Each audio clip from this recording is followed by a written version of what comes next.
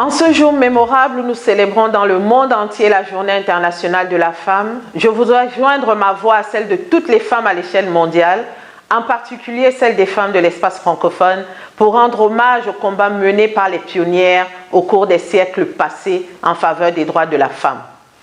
Ce que nous célébrons ce 8 mars, c'est la détermination des femmes à lutter en faveur de l'égalité et de leur autonomisation. La parité et l'autonomisation des femmes continuent de gagner du terrain partout dans le monde. Les femmes sont de plus en plus nombreuses dans les instances de décision. Première femme secrétaire générale de la Confégesse, je suis fière de noter une participation grandissante des femmes et des jeunes filles dans nos actions de jeunesse et de sport.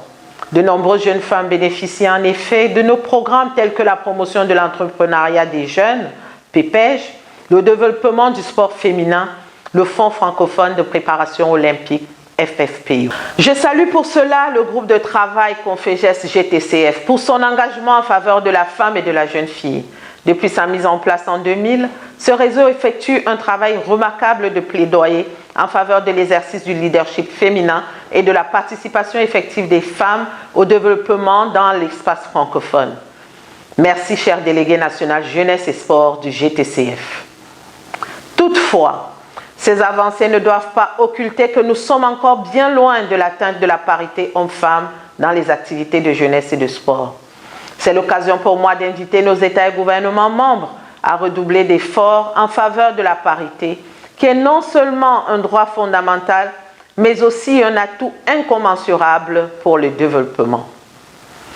Faisons donc écho au thème de la Journée internationale de la femme cette année, l'égalité aujourd'hui pour un avenir durable.